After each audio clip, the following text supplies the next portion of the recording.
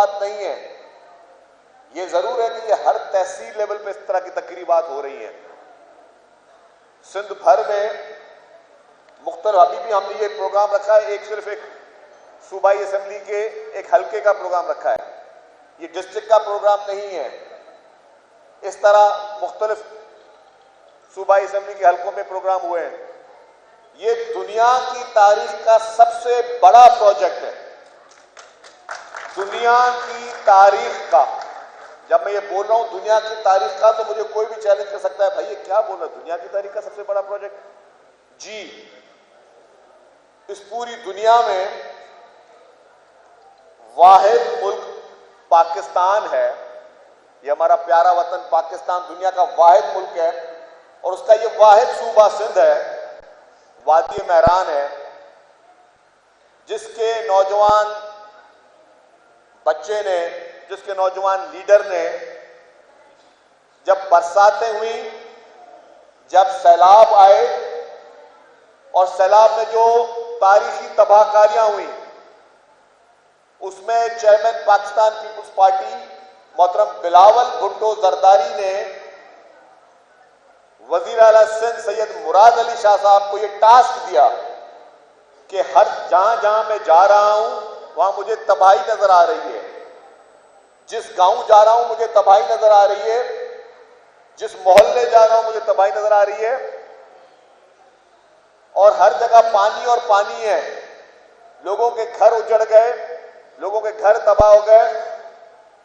ये जो मेरी बहनें सामने बैठी हुई हैं,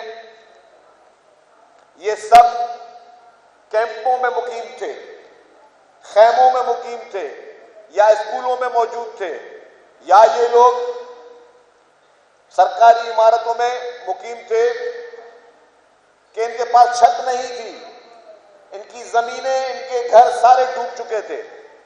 तब चेयरमैन बिलावल भुट्टो जरदारी साहब ने चीफ मिनिस्टर साहब से कहा कि मुराद अली शाह साहब, मुझे इनके लिए पक्के घर चाहिए। तो वजीर आला साहब ये खुद 2-4 दफा अपनी तकरीर में कह चुके हैं कि जब मुझे ये कहा गया चेयरमैन साहब की तरफ से, तो मैंने कहा कि चेयरमैन साहब ये तो बहुत मुश्किल काम लगता है कि इतने सारे घर हम बनाएंगे कैसे। तो फिर, और चीफ मिनिस्टर साहब ने कहा कि मैंने समझा कि सरासरी बस चेयरमैन साहब ने कह दिया है। फिर चीफ मिनिस्टर साहब ने कहा कि मुझे चेयरमैन बिलावल भुट्टो जरदारी साहब ने दूसरी मरतबा कहा, तीसरी मरतबा कहा कि मैं ये बात सिर्फ सरासरी नहीं कह रहा, मुझे इस सूबे के इन खवातीन, इन बच्चों, इन मर्दों, इनके बुजुर्गों के लिए पक्के मकानात चाहिए, और ये सरकार ने बना के देने हैं। उस वक्त फिर चीफ मिनिस्टर साहब ने अपनी लीडरशिप के उस अजीम विजन पे कोशिश की, वर्ल्ड बैंक से बात की, दूसरे इदारों से बात की कि जी हमें घर को बना के देने। और कैसे घर बने, ये नहीं कि जी अगर कोई मेरा वोटर है उसको घर बनाए, या कोई पीपुल्स पार्टी का सपोर्टर है उसका घर बनाए, नहीं। एक सर्वे हुआ इंडिपेंडेंट, और उस इंडिपेंडेंट सर्वे में हमारे पाक फौज के नुमाइंदे भी शामिल थे, फेडरल गवर्नमेंट के इदारे भी शामिल थे, सूबाई हुकूमत की पूरी मशीनरी शामिल थी। इन तमाम घरों के सर्वे हुए, इनके शनाख्ती कार्ड लिए गए, इनके पुराने घरों की तस्वीर मौजूद हैं जो कि टूट चुके थे, और अब जो नए घर बना के दिए उसकी तस्वीर भी मौजूद हैं। ये हमारी बहनें आपको नजर आ रही है ना, मैं कहूंगा कि कैमरा को मेहरबानी करके हमारी बहनों को दिखाएं। आप उस साइड को जाओ भाई थोड़े। आप ये जो हमारी मासूम बहनें नजर आ रही हैं, इनके घर टूट चुके थे, छतें खत्म हो चुकी थी, और फिर हुकूमत सिंध ने, पाकिस्तान पीपुल्स पार्टी की हुकूमत सिंध ने इनको मुफ्त में घर बना के दिए। और ये किसी ठेकेदार को काम नहीं दिया गया, किसी कॉन्ट्रैक्टर के हवाले से नहीं दिया गया। इन तमाम लोगों के बैंक में अकाउंट खोले गए। ये मेरी बहनें बैठी हैं, मैं मीडिया के दोस्तों से बोलूंगा कि इस तकरीब के बाद इन सबका आप इंटरव्यू लें, इनसे पूछें इससे पहले कभी इन्होंने बैंक देखी थी, कभी इनके पास ना बैंक थी ना कभी बैंक में अकाउंट थे। अद्यु तांड पेरी मौजूद करे बैंक थी पेरी, तो इनके बैंक अकाउंट खोले गए और उस पर डायरेक्ट ट्रांसफर किए गए पैसे कि पहले आप प्रिंट डालेंगे तो आपको इतने पैसे मिलेंगे, फिर आप छत डालेंगे इतने पैसे लगेंगे, फिर आप फिनिशिंग करेंगे आपको इतने पैसे मिलेंगे। और सरकार ने इनको पैसे दिए। और ये प्रोजेक्ट जो है सिंध पीपुल्स हाउसिंग का जो प्रोजेक्ट है, ये सिंध का सबसे बड़ा प्रोजेक्ट नहीं है, ये पाकिस्तान का सबसे बड़ा प्रोजेक्ट नहीं है, ये एशिया का सबसे बड़ा प्रोजेक्ट नहीं है, ये दुनिया का सबसे बड़े में बड़ा प्रोजेक्ट है।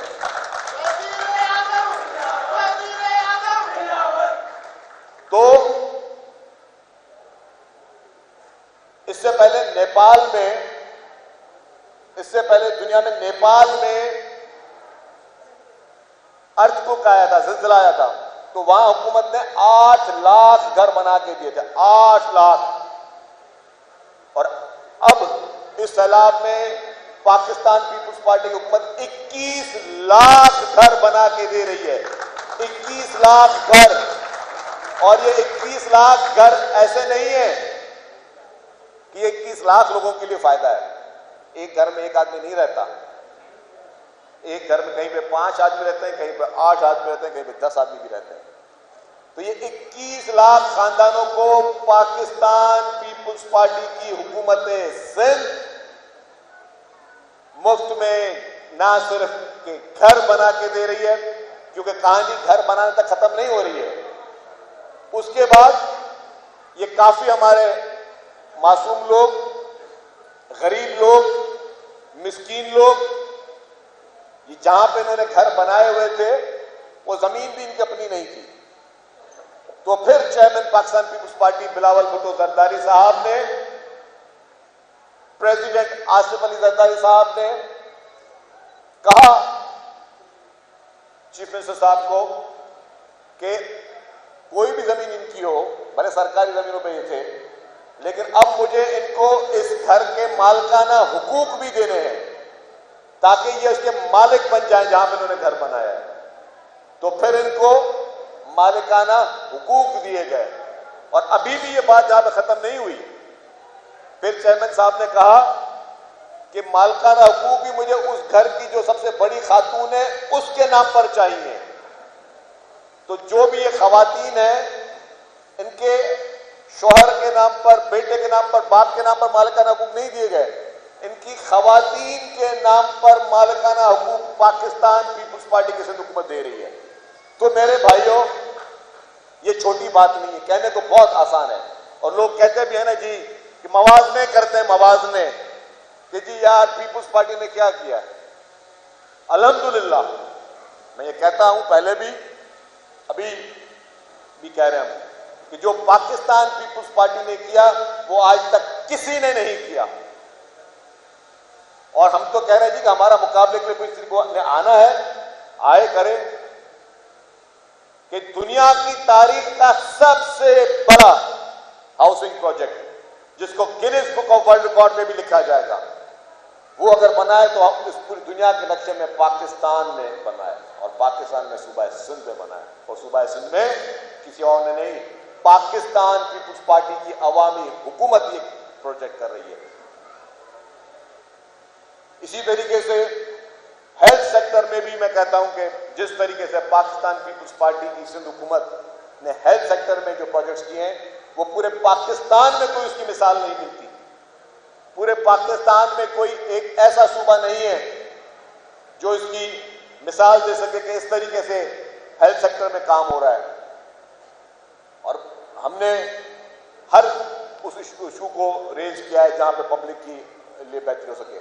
और अभी भी मैं बताता चलूं कि अब ये घर तो गरीबों के बन गए, इन घरों के लिए इनको सनदें भी दे दी गई। इस बारिश, अभी बारिशें सिंध में हुई है ना, इनसे पूछें ना हमारी माओ बहनों से जो बैठी हुई है सामने पंडाल में, कि हमेशा बारिशों में ये लोग कच्चे से उठकर पक्के रोडों पे आते थे। इस बारिश में इन्होंने अपने घर में मौजूद उस मौसम को इन्होंने एंजॉय किया, इनको नकल मकानी नहीं करनी पड़ी है।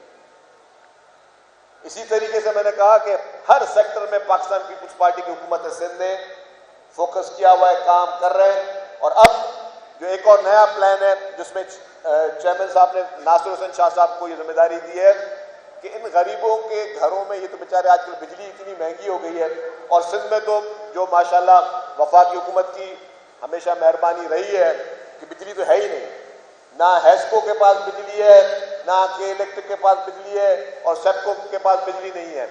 अगर कराची में 6-8 घंटे की लोड शेडिंग होती है तो हेस्को और सेप्को में जाएंगे तो सिर्फ 4 घंटे के लिए बिजली आती है और 20-20 घंटे तक बिजली है ही नहीं। उसमें भी चेयरमैन बिलावल भुट्टो जरदारी साहब ने कहा कि आप मुझे इन गरीब लोगों के लिए मुफ्त में सोलर सिस्टम चाहिए, जिसमें पहले फेज में 2 लाख घरों को सोलर सिस्टम दिए जा रहे हैं और मजीद भी दिए जाएंगे, मजीद भी दिए जा रहे हैं। कोशिश ये है कि हम तमाम घरों को, ना सिर्फ इन घरों को, बाकी भी जो भी गरीब मिस्किन लोग हैं उनको हम मुफ्त में बिजली फराहम करें, उनको सोलर प्लेट्स दें, उनको पंखे दें, उनको बिजली की चीजें उनको प्रोवाइड करें, ताकि जो हमारी गरीब अवाम है वो गरीब अवाम वो सुख का सांस ले सके। एक और प्रोजेक्ट पे हुकूमत सिंध करने जा रही है और वो है वॉश के नाम से प्रोजेक्ट। अब हमने इनको अपने इन मिस्किन बहनों को, भाइयों को जमीन की अलॉटमेंट भी दे दी, घर भी बना के दे दिए, बिजली भी फराहम करें, लेकिन पीने का पानी कौन देगा इनको? तो एक और स्कीम है जो कि chairman Pakistan peoples party Bilawal Bhutto Zardari sahab और प्रेसिडेंट आसिफ अली जरदारी साहब के अहकामात में सिंध हुकूमत करने जा रही है, और वो स्कीम है कि इनको वाटर सप्लाई की स्कीम भी दी जाए, इनको पीने का मीठा पानी भी फराहम करे। जो वॉश स्कीम है वो भी सिंध हुकूमत जो है उसमें बहुत तेजी से काम चल रहा है। तो भाई ये होती हैं हुकूमतें, ये होती है पब्लिक रिलीफ का काम। घर बनाने का वादा किसने किया था? आपको पता, किसी एक ने कहा था ना मैं 50 लाख घर बना के दूंगा, मैं इतनी नौकरियां दूंगा। तो जिसने घर बनाने का वादा किया था सिर्फ वादा किया था। 3.5 साल की हुकूमत में एक प्रोजेक्ट नहीं है उसका जिस पे आप बता सके कि उसने कोई काम किया है। लेकिन रोटी, कपड़ा और मकान, ये नारा कायद अवाम शहीद जुल्फकार अली भुट्टो साहब का था, और जब भी हमने रोटी, कपड़ा, मकान की बात की है तो मुखालफों ने उसका तमस्खुर उड़ाने की कोशिश की है, मुखालफों ने उसका मजाक उड़ाने की बात की है। लेकिन ये हकीकत है, हमारे मीडिया के दोस्त भी देखे, हमारी इंटरनेशनल मीडिया भी देखे, पूरी दुनिया देखे कि जब कोई गरीब आदमी सोचे बारिशों में जो जिसका घर टूट चुका हो, वो अपना सामान, अपनी चारपाइयां कंधों पे लेकर जब सड़कों पे आके बैठते हैं जहां पे उनको मच्छर भी काट रहे होते हैं और बाकी प्रॉब्लम हो रहे होते हैं, और बगैर छत के जो लोग बेघर लोग होते हैं, उनका अगर एहसास करके उनको मुफ्त मकानात बना के देना, मैं समझता हूं इससे बड़ी इबादत कोई नहीं है, इससे बड़ी अवाम की खिदमत कोई नहीं है।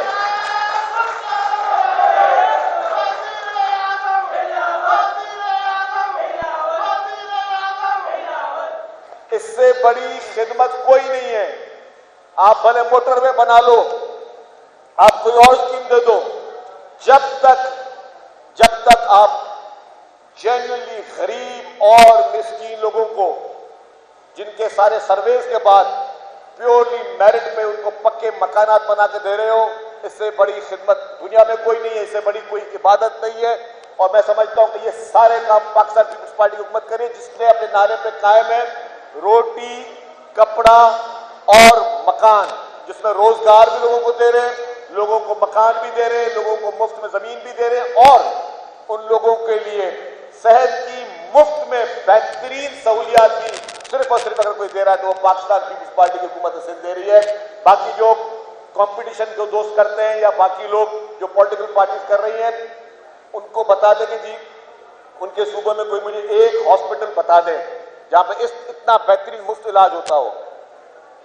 हमारे पास अल्हम्दुलिल्लाह NICVD में मुफ्त इलाज, और वो इलाज कौन करवा रहा है? वो सिर्फ सिंध की आवाम नहीं करवा रही है, खैबर पख्तूनख्वा, बलूचिस्तान और पंजाब के लोग भी वहां पे आके अपना मुफ्त इलाज करवा रहे हैं।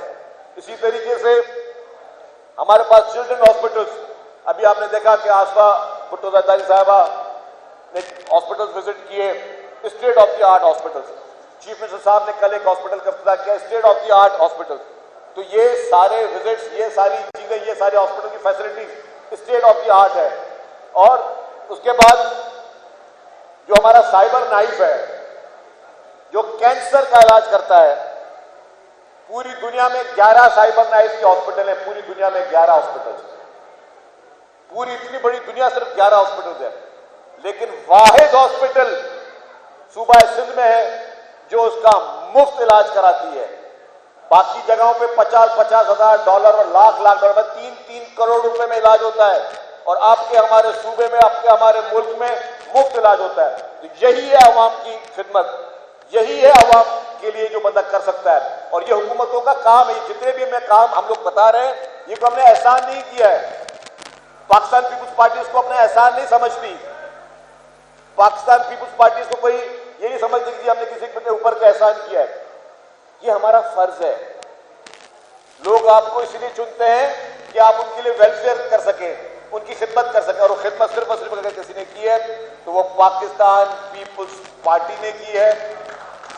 अल्हम्दुलिल्लाह, चाहे चेयरमैन बिलावल भुट्टो जरदारी साहब हो, उनके विजन भी अपने नाना और अपनी वालदा की तरह और अपने वालिद की तरह अवाम की खिदमत में। कायद अवाम शेख जुल्फ़िकार अली भुट्टो साहब ने जिस तरीके से, मैंने कहा कि रोटी कपड़ा और मकान का नारा लगाया, और फिर मोहतरमा बेनज़ीर भुट्टो साहिबा ने जिस तरीके से उस नारे को कंटिन्यू किया और वुमेन एम्पावरमेंट पे काम किया, खवातीन की बहबूद के लिए काम किया। फिर प्रेसिडेंट आसिफ अली ज़रदारी साहब ने जिस तरीके से बेनज़ीर इनकम सपोर्ट प्रोग्राम के तहत हमारी इन मासूम बहनों को, हमारी माओं को जिस तरीके से उन्होंने कार्ड दिए कि घर बैठे उनकी जो है वो किफालत हो सके, उनकी मदद हो सके। वुमेन एम्पावरमेंट के इससे बड़ी खिदमात नहीं है। तो अगर आपको तारीख में कोई खिदमात नजर आएंगी, तारीख में अवाम के लिए कोई बहुत बड़े कारनामे नजर आएंगे, तो वो कोई और पॉलिटिकल पार्टी नहीं है पाकिस्तान में। जितनी भी पार्टियां हैं, सब ने अपने अपने चीजें जो उनको सूट करती है वो किया। सिर्फ पाकिस्तान पीपुल्स पार्टी है, सिर्फ पाकिस्तान पीपुल्स पार्टी जिसने हकीकी मानों में जो है अवाम की खिदमत की। और हम कहते हैं आज भी हमारे साथ किसी को बहस करना है, आगे बहस कर लें, किसी को मुवाजना करना है तो मुवाजना कर लें। अगर हकीकी मायनों में अवाम के लिए काम पीपुल्स पार्टी से बेहतर किसी ने किया तो मैं उसको सलाम पेश करूंगा। लेकिन हकीकत यह है कि सिर्फ और सिर्फ वाहिद पाकिस्तान पीपुल्स पार्टी चीजें करती है। आज एक और चीज भी मैं कहूंगा, आज मर्द हुर मोहतरम आसिफ अली ज़रदारी साहब की 70वीं जो है उनकी सालगिरह है। इसी असरात के बाद हम उनका केक भी काटेंगे। प्रेसिडेंट ऑफ पाकिस्तान, वो पहले प्रेसिडेंट थे जिन्होंने अपना पूरा टेन्योर आईनी पूरा किया, और वो इतने बहादुर लीडर हैं मोहतरम आसिफ अली ज़रदारी साहब। इस मुल्क में छोटे से पावर के ऊपर लड़ाई होती है।